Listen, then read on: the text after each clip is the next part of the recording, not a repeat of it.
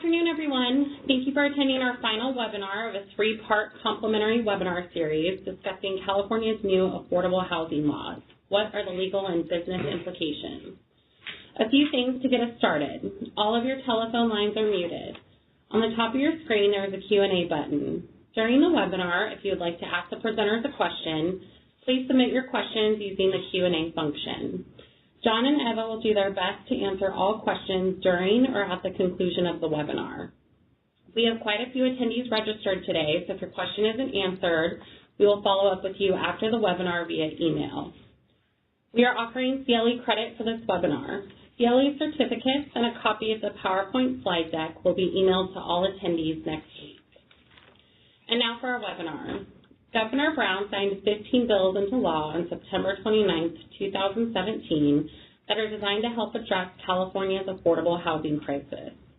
The approved bills take different approaches to the housing shortage in California, including providing more funding for affordable housing development, streamlining local government approval of housing projects, restoring local government's authority to impose inclusionary housing requirements on private housing developers, and strengthening the state's anti-NIMBY laws.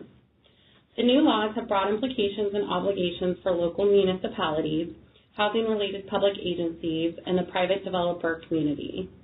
To further the discussion on the new affordable housing regulatory landscape, we will conclude our series today with the topic of tightening state requirements for local housing, presented by John Getz and Avi Plaza. John Getz is a principal at Meyers Nave. He has 30 years of experience in real estate, land use, environmental, redevelopment, affordable housing, and municipal law. John represents a broad spectrum of private sector landowners and real estate developers, cities, housing authorities, universities, and other public entities in complex real estate transactions, land use planning, public-private development, infrastructure financing, and affordable housing transactions. He also has advised on more than 150 housing developments and programs involving thousands of affordable and market rate housing units. His housing projects include a variety of housing types, including affordable rental developments, mixed income for sale housing communities, master plan communities, and mixed use and transit-oriented developments. Avi Plaza is of counsel in Meyers Nave's Trial and Litigation Practice Group and Municipal and Special District Law Practice Group. She represents private businesses and public entities in a wide range of litigation, transactions, and regulatory matters. Avi has served as lead counsel in all aspects of municipal law, with particular emphasis on land use, contracts, redevelopment, and economic development, including affordable housing and construction litigation. She has represented cities and redevelopment housing agencies in connection with the assembly of land for reuse and redevelopment to support commercial, industrial, or residential development. She has served as city attorney for California cities, chief city attorney for a major city in Pennsylvania, and was appointed by President Bill Clinton to a Senate-confirmed position as Assistant Secretary at the U.S. Department of Housing and Urban Development in Washington, D.C. John and Avi, I'll pass it to you. Thank you, Stephanie. This is John Getz.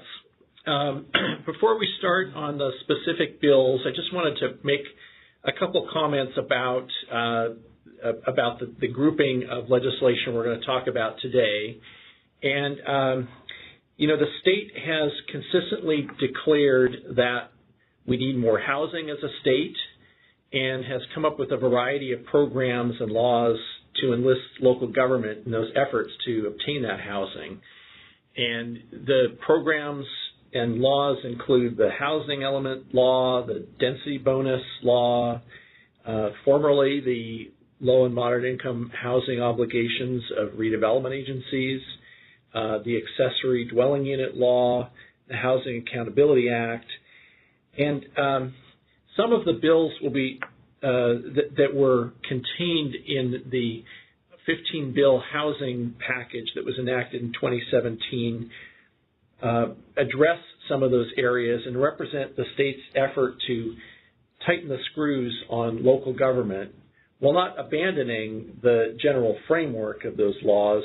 It is requiring more of local government and reducing at least the subjective discretion of local government with respect to housing projects. The bills have some common features, including requiring more objective standards, understandable standards that landowners, developers can find out about before they make their applications for approval of housing. So we're going to discuss a number of those individual bills today and see that these objectives do get addressed in a variety of ways. But again, clearly a movement in the direction of reducing local government ability to disapprove housing or to reduce density of projects, and to also provide more opportunities for private developers to build housing. I think the state in this legislation is trying to get local government out of the way of private development, and this legislation will often be unpopular with neighborhood groups who often oppose housing in your communities. So let's go to the first set of bills, and that first bill is AB 1397, which addresses housing element sites. And just as a background on housing element sites, the state determines every so often how much housing needs to be produced by the regions of the state, and then regional council of government organizations like SCAG in the south and ABAG in the Bay Area allocate the housing needs, the regional housing need assessments, to individual cities and counties. Cities and counties then adopt their own housing element, analyzing the availability of sites for housing that's necessary for achieving that regional housing needs assessment number.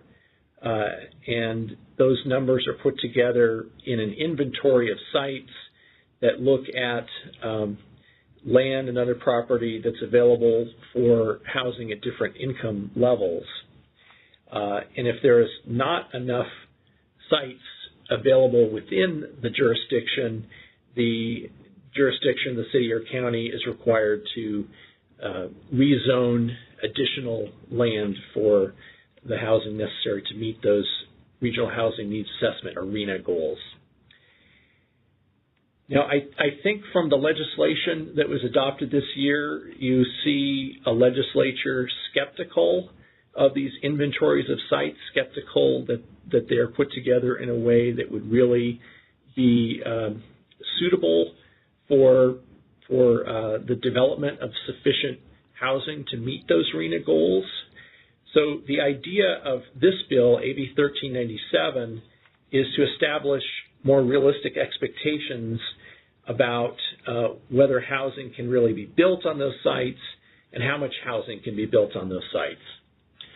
So this bill changes the standards for inclusion of the sites on the housing element inventory. One of the most important changes is a requirement that the parcels really be ready for development. They have sufficient utilities, water, sewer, dry utilities. And if there's not sufficient, those sites can also be put on the housing inventory list so long as they're part of a program to establish those utilities.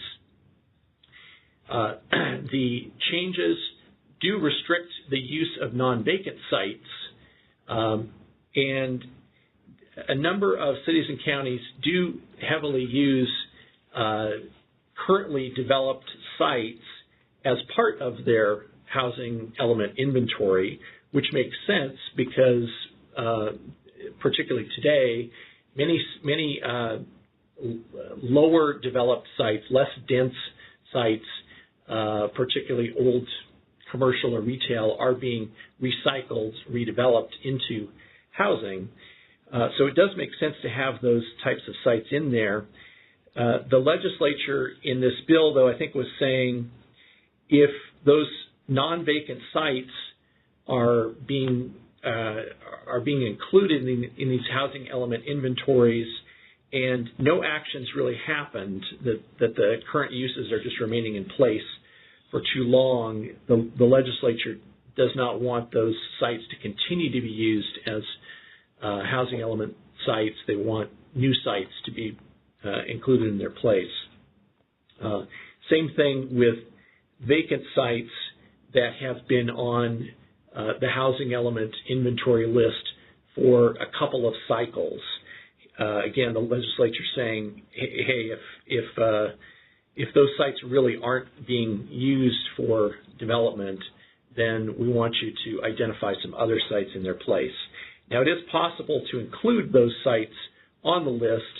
To do that, it would require that the land be rezoned to accommodate lower income densities, and the housing applications must be as of right approvals. The AB 1397 has also restricted the use of smaller and larger sites for low-income housing, smaller than a half an acre or larger than 10 acres. I think this was an attempt to fit in with the low-income housing tax credit and other common financing of low-income housing, where very small and very large projects aren't generally financeable. However, there are exceptions. Again, if the jurisdiction can provide evidence to the contrary to state housing community development that these are financeable, that maybe there really are projects that are underway, that those sites can be included. Other restrictions include restrictions on inclusion of sites that are airspace above publicly owned or leased sites, limits on including too many non-vacant sites. If a jurisdiction is going to have more than 50% non-vacant or developed sites, the legislation is going to require that the jurisdiction basically do more explaining to Housing Community Development Department as to why those sites should be included and why there is real development potential for those sites, and they could be approved if appropriate. Sites with current residential units on there, or units that have recently been demolished, are going to require replacement housing provisions that go along with that, so that jurisdictions are not encouraging the demolition of housing units to get more housing units unless those people are being taken care of.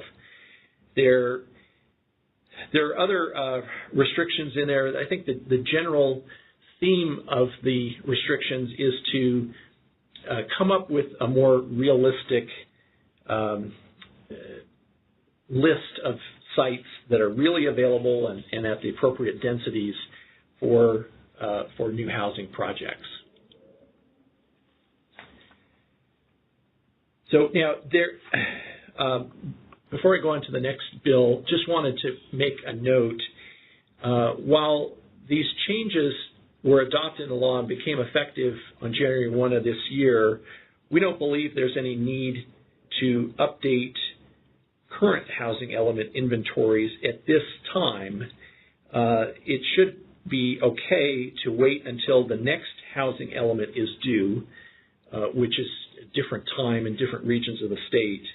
There's no indication we found in the legislative materials that the legislature intended these changes to apply to currently approved housing elements and inventories.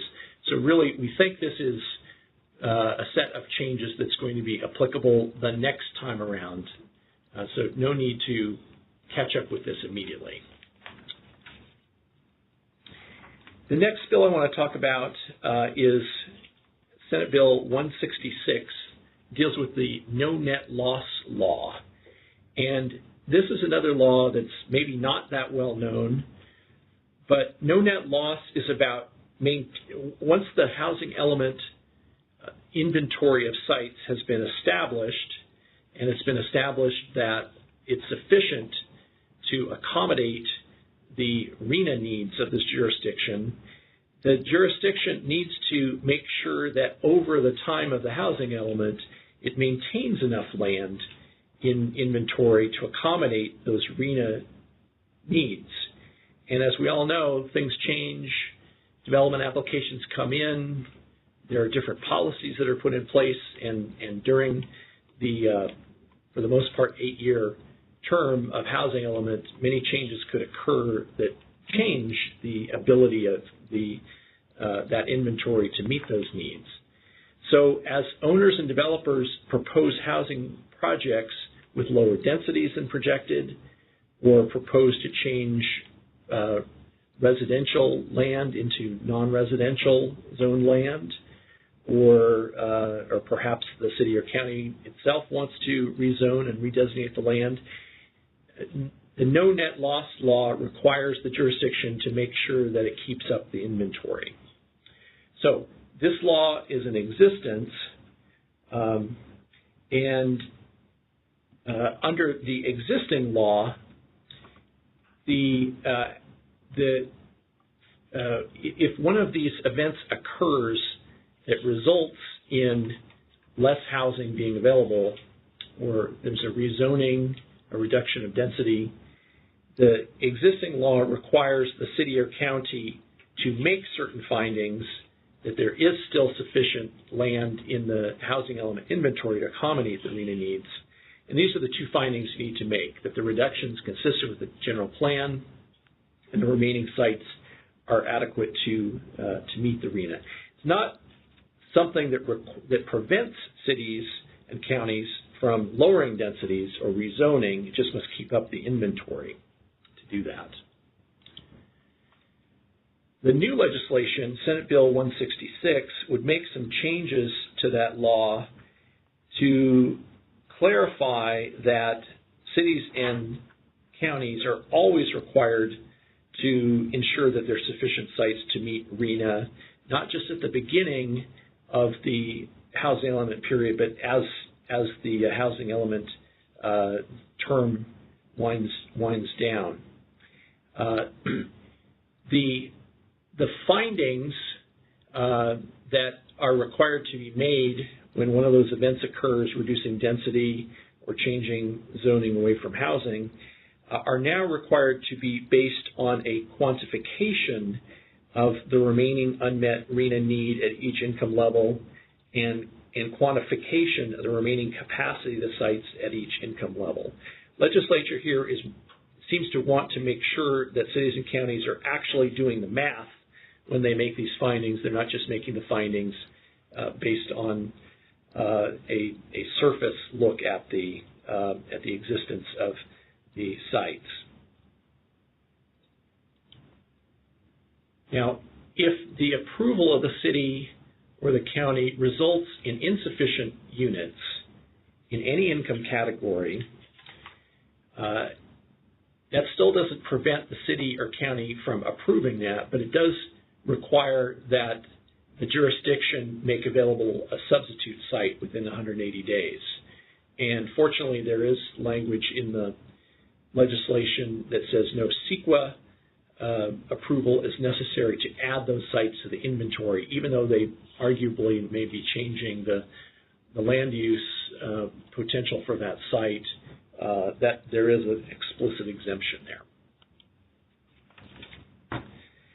So a third bill, I want to just briefly talk about it. It's Assembly Bill 879, and what this bill does is changes some of the housing element requirements. And again, we don't think that it's necessary for jurisdictions to make these changes today, but would make these changes in the next housing element go around. The changes are, many of them are very technical. Housing element has to discuss and remove non-governmental constraints to housing, where existing law focuses on things like financing availability, land prices, construction costs.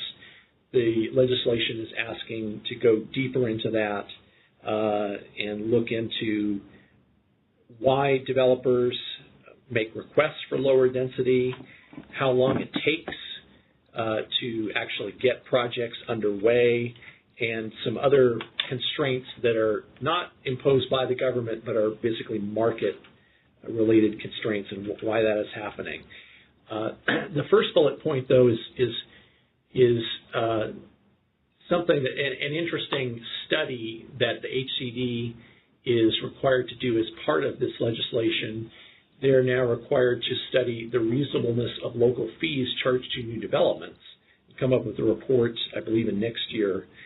Will be interesting to see what they come up with and what kind of recommendations, and that will probably result in future legislative proposals. So the other changes that are required by AB 879 are that the housing element look at the jurisdiction's own local ordinances that may have some impact on development, which could be things like inclusionary housing ordinances. They could be just other standards that have some impact on development. And it does, for the first time, require that charter cities submit annual reports on housing element and general plan compliance. And so that will change the reporting requirements for the state. So with those few bills, what we'd like to do at this point is turn it over to Avi Plaza. We'll talk about some changes in the accessory dwelling unit requirements. Thank you, John. Good afternoon. First of all, the accessory dwelling units bills are AB 494 and SB 229, and they generally make a number of clarifying edits to the government code, to section 65852.2, which was significantly overhauled last year to reduce regulatory restrictions on the construction of second units or accessory dwelling units. I'm going to call them ADUs. AB 494 reduces the maximum parking that may be required to 1 space per unit, regardless of the number of bedrooms that the ADU has. And it also eliminates the jurisdiction's ability to prohibit tandem parking or parking in setback areas. SB 229 requires certain ADUs to be permitted on all lots zoned for single-family or multifamily uses that include an existing or a proposed single-family dwelling. And most importantly, SB 229 restricts the ability of special districts and water corporations to impose utility connection fees and capacity charges on new ADUs. So here you have existing law and the bill, and comparison side by side. In the first part, you have the existing law being that requires ordinance to designate areas where ADUs may be permitted, and it requires them to impose standards, conditions, and density. And now, under these new bills, cities must have an actual ordinance for the creation of ADUs in areas zoned for parking and multi-parking use. And then it has to it has to actually prohibit a separate sale of ADU. So you can have an ADU behind your house, but it can't be separately sold. It also extends maximum standards for proposed ADUs on lots for residential use that include proposed single-family dwellings. And the current law also authorizes location of required replacement parking spaces when the parking structure is demolished. And then the new bill actually extends that authorization to where the parking is converted into an ADU. And it also, as I said before, defines tandem parking to be more liberal. The ADUs under existing law are not new residential uses for purposes of connection fees or capacity charges for utilities. And there is no requirement to install new or separate connections. That's the law now. But this bill extends this law to special districts as well as water corporations, not just cities and counties.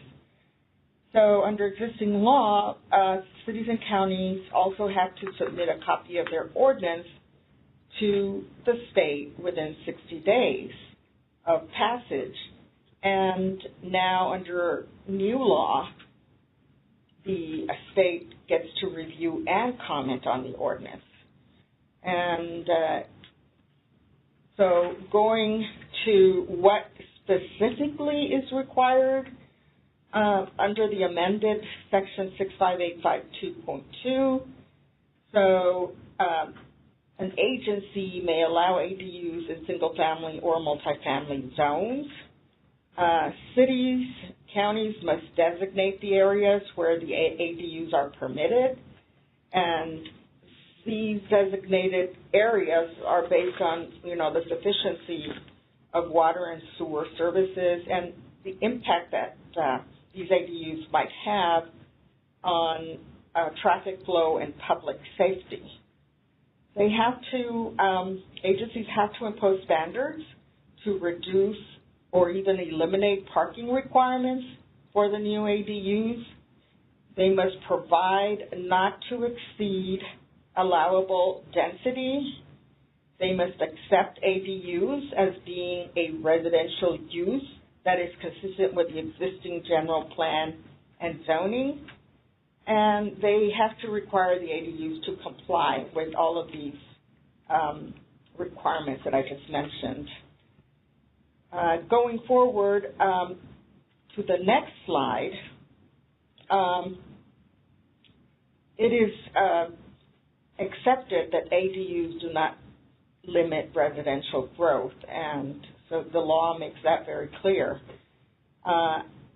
What the new law requires is that ADU applications for permits be considered ministerially without, full discretionary review, and that there be a hearing on the application for a permit within 120 days.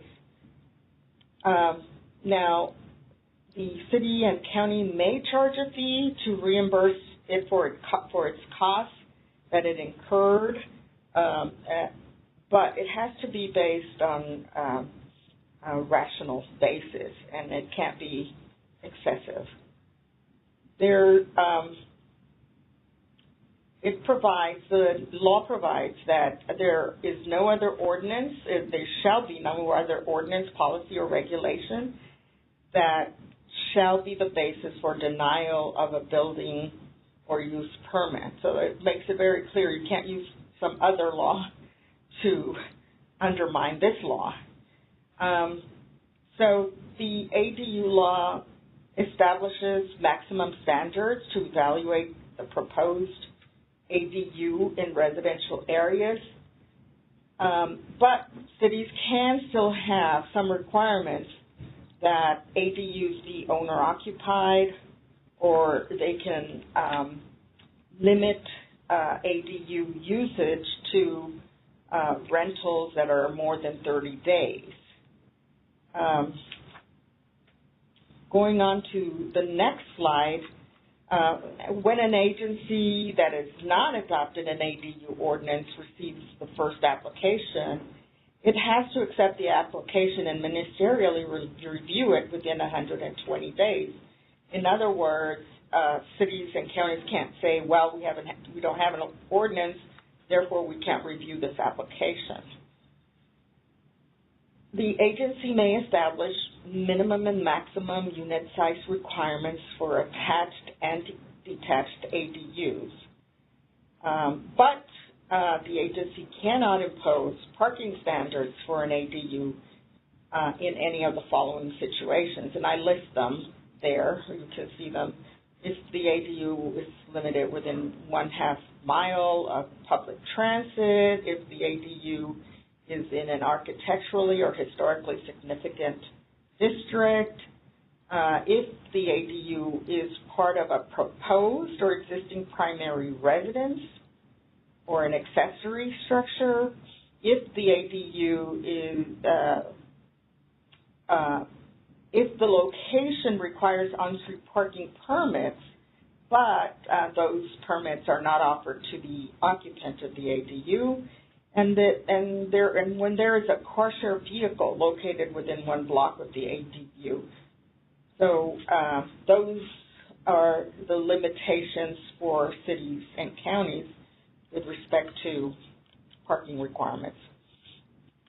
So going on to what is required, agencies have to ministerially approve an application for a building permit to create an ADU, and especially if it is contained within the existing space and has an independent, the ADU has an independent exterior access.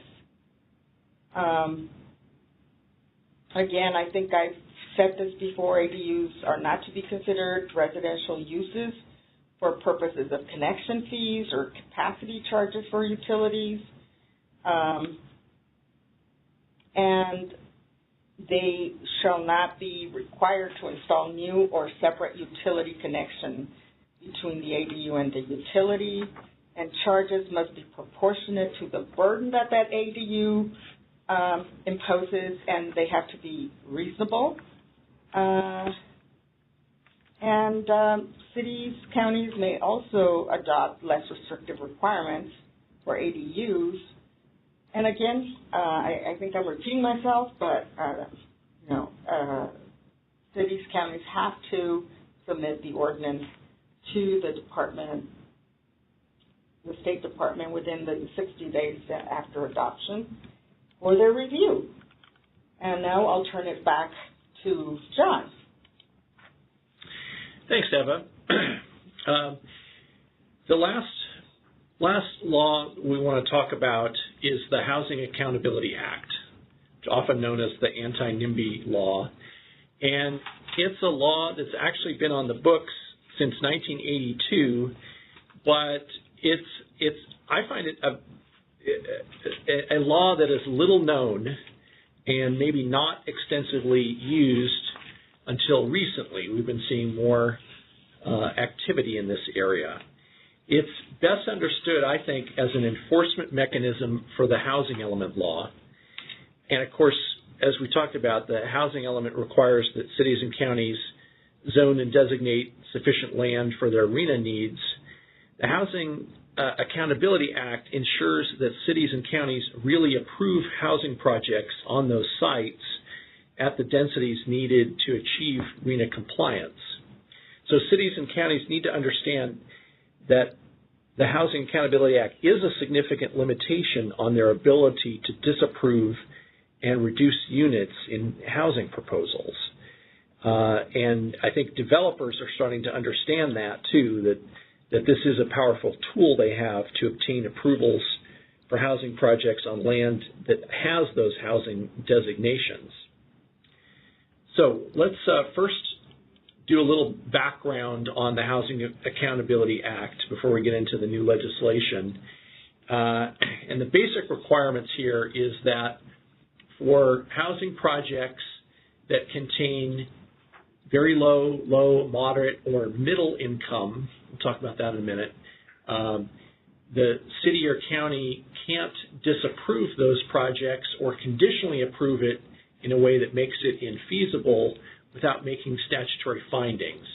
And when we talk about projects for very low and low income, those are projects with at least 20% of that kind of affordable housing. For the moderate and middle, moderate is defined as up to 120% of median income, and middle income is defined as 150% of median income. For those projects to fall into this requirement, the projects must contain 100% in those areas. So what are the findings that need to be made? One of these findings has to be made, not all of them.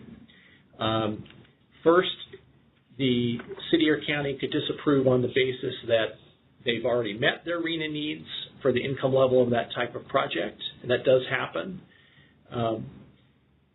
Second, the finding is that the project has a specific adverse impact on public health or safety, and there's no mitigation possible. This is actually a very strict requirement here. It requires quantifiable evidence. This finding can't be made in a casual way. It requires serious evidence in the record to be able to use this finding. Third one is that there's some federal or state law that requires that the project be disapproved. Fourth is that the project is farmland. It's agricultural land, and it's surrounded by agricultural uses as well. The fifth finding is, to me, the kind of the gist of this whole law, which is that the project is inconsistent with both zoning and general plan use. So what this means essentially is that if the project is consistent with the zoning and general plan land use, that the jurisdiction can't use this finding and has to make one of the other findings. If the land is not currently zoned and or designated for housing in the general plan, then the jurisdiction can use this finding to disapprove the project. It's also this also prevents the jurisdiction from disapproving or over-conditioning sites that are on that housing element inventory of sites that are available for the RENA needs. And also if the jurisdiction just hasn't adopted its housing element, or it has a shelter project that's come up for approval and hasn't designated a shelter zone in the city, then this finding can't be used. So I think what that really means is this requirement makes it difficult to disapprove projects on land designated for housing. If you say the land is suitable for housing in your housing element inventory, you really have to mean it. And I have heard other cities and counties in the past say that they've put sites into the housing element inventory to get their housing element approved, but that they really don't want or expect housing in those areas on the designated sites, and that doesn't work under the Housing Accountability Act. So other requirements are that cities and counties can apply objective, quantifiable written development standards, conditions, and policies. That's okay. But again, this means that subjective standards cannot be used to disapprove these kinds of projects. The switch from more subjective development standards to more objective development standards is something you see in a lot of the legislation, particularly Senate Bill 35, the streamlining bill that we talked about a few weeks ago. Listening to the Housing Community Development Department rollout of their SB 35 standards, they are pushing cities and counties to begin the process of switching over their development standards to that more objective standard from the subjective standards that probably have been more prevalent. So the standards and conditions that are adopted do have to facilitate the permitted density in some way, and there's also a caveat here that exactions, your normal development fees and exactions that you require in your housing projects, those are still okay to approve even in these types of projects.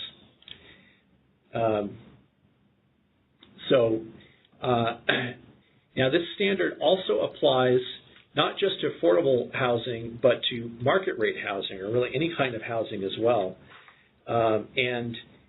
Until the last few years, it was unclear whether the Housing Accountability Act did apply beyond affordable housing, and it was normally thought to apply to affordable housing only. We did have a case in 2011 in Stanislaus County where the court said no, that these standards do apply to market rate housing. This was actually a 100% market rate project that was found to require these findings to be made. The findings for this are somewhat easier to make.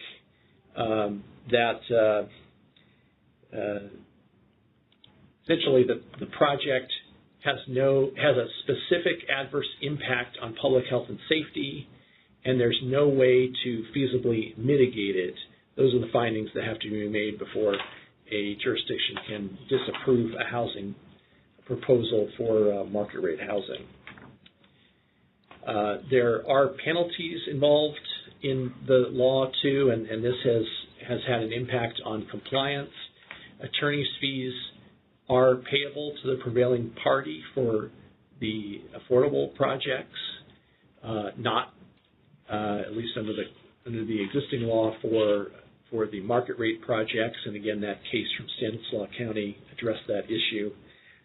There are also the ability for courts to fine local agencies that do not comply with court orders for compliance.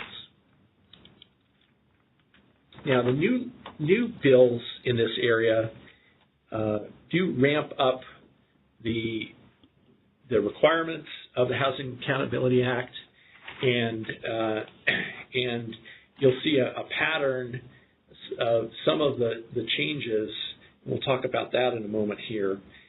But one of the most important changes of the new legislation is that there's a very short time clock for jurisdictions to inform applicants that they are intending to disapprove a project based on the findings that have to be made under the Housing Accountability Act. And that short time clock is 30 days for projects of 150 units or less and 60 days for bigger projects. And as you all know, that time can pass very fast, so it is necessary for cities and counties to be ready to move very quickly after those applications are accepted as complete. The penalty for failure to meet those deadlines is that the project is deemed approved. So for jurisdictions, that's a very serious matter. If you've approved a project without taking any action because you failed to provide this notice to the applicant. So another change that was made by the new laws is that a housing development is now defined to include mixed-use projects with 2/3 of the area of the project devoted to housing. Under the prior law, mixed-use projects that were subject to the law, I believe, was restricted to basically buildings where there was ground floor retail or commercial use and residential use above that ground floor use. Now, with this 2/3, 1/3 test, this could include all kinds of projects, perhaps even large subdivision projects where there's a mix of housing and other retail or commercial uses. The new laws define what objective standards mean that have to be applied. I don't think that's a major change, but it was an attempt to just clarify that objective means no personal or subjective judgments and use of uniform benchmarks and criteria. The law also makes a clarifying statement that the the project making an application for a density bonus does not make the project inconsistent with the local zoning or general plan. Often the asking for a density bonus and obtaining additional units will be accompanying these types of applications, and this just clarifies that that's not a reason for turning it down.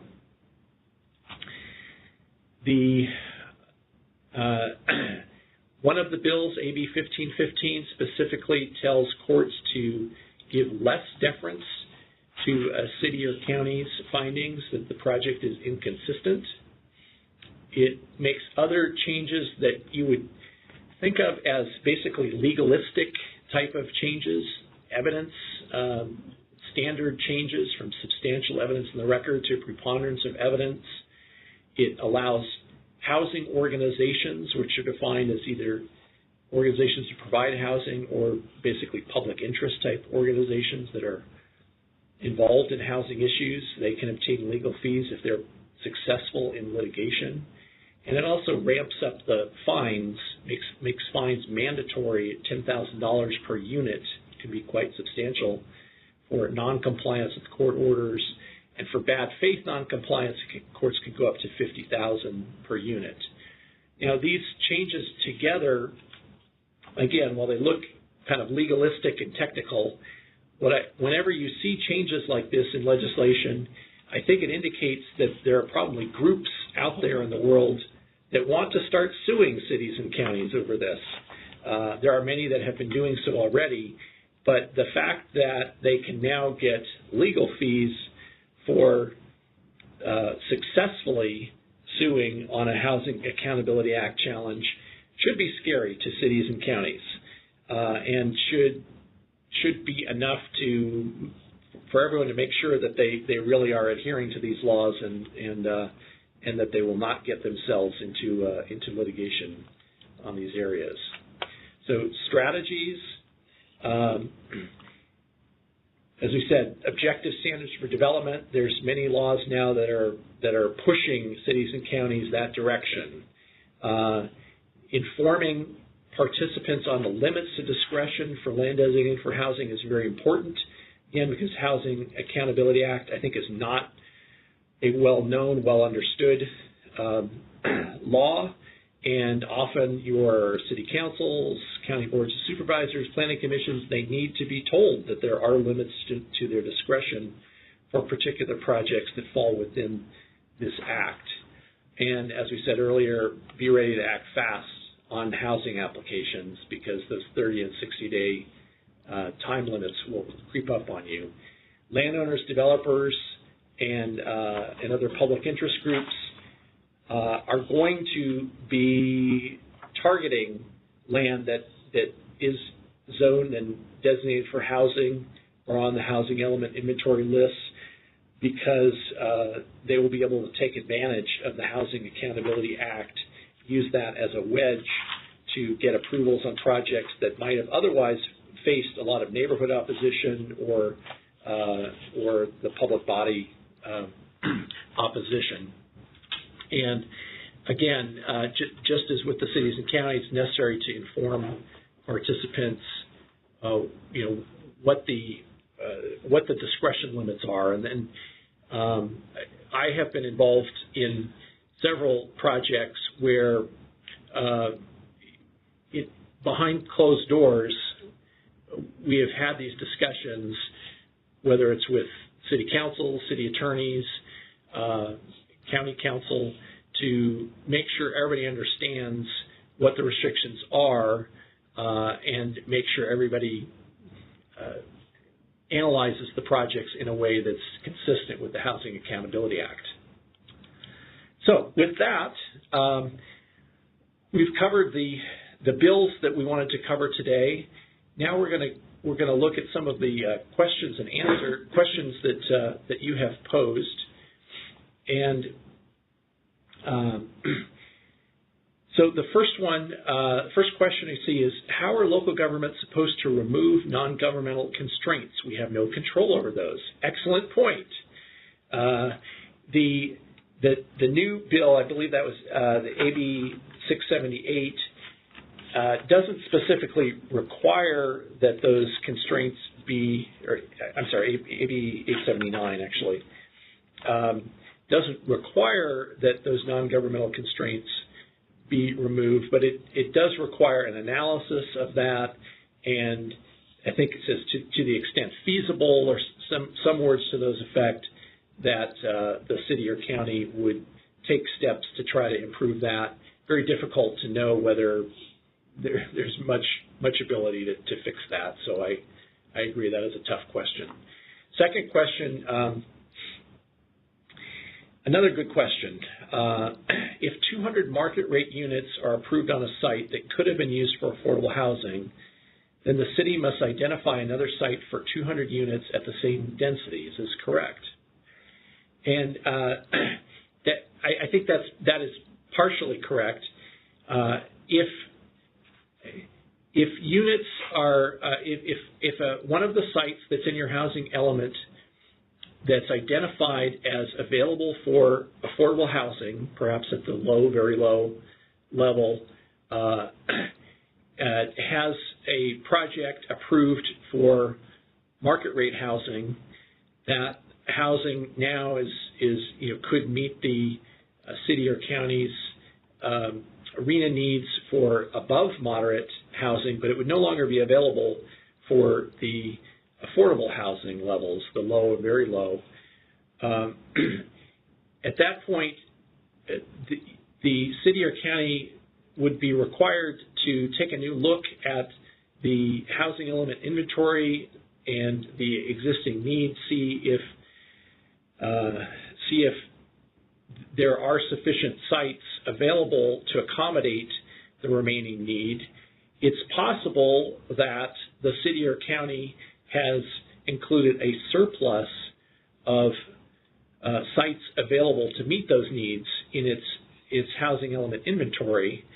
If the city or county has that surplus, then losing the 200 units will count against the lower, very low income site total, but perhaps there's enough in the remaining sites to meet that need. And if there's not, then there may be a need at that point to adopt further sites necessary to meet the arena need. So it's a sophisticated analysis, but yes, that is basically right. Now I have a question on ADUs. Okay. So the question we have is, if a city hasn't amended their ADU law, does the state law apply in all residential zones? And the question is, the answer is yes.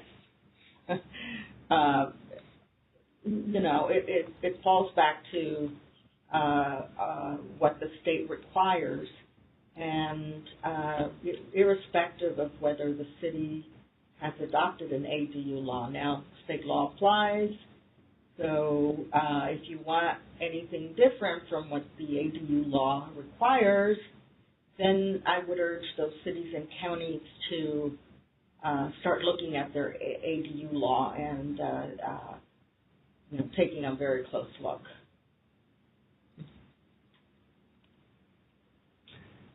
You want to address the other?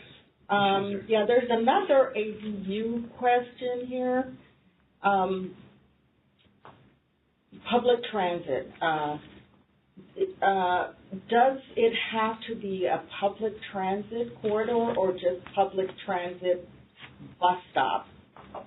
The amendment to the law doesn't actually speak to the type of transit corridor, but I would venture to say that any transit bus stop would be sufficient. But again, I'm not 100% sure. It doesn't address that particular question.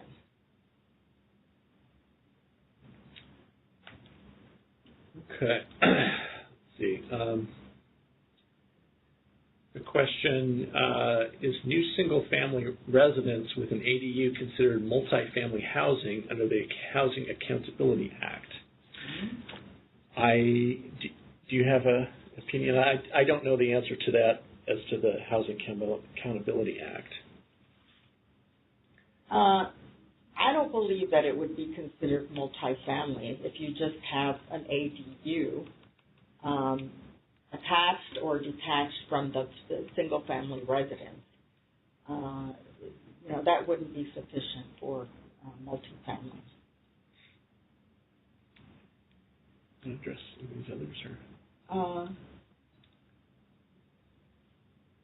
Okay, the next one is the city required to allow ADUs in a single-family residential zoning district, provided that ADU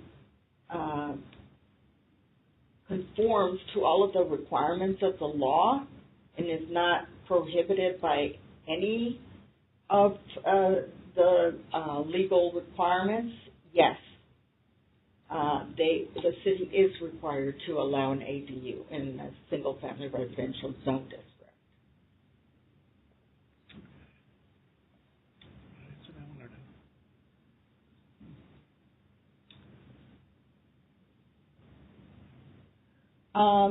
We do have another question, again, regarding ADUs. It says, we do not review the use of ADU, but we do review the structure for consistency with the code. This architectural review is not ministerial. Is this legal? I think that under the new law, unless the architectural review is in connection with a historical district, you need to probably not be doing the architectural review anymore. That would be my guess, because of how the new law is so strict about ministerial reviews of any ADUs. Thank you all for joining us on your lunch hour. As we mentioned earlier, we will be circulating PowerPoint slide decks and MCLE certificates early next week. And for those questions we didn't get to, we will follow up to you guys individually via email. Thank you very much for joining us today. We hope you have a good rest of the day.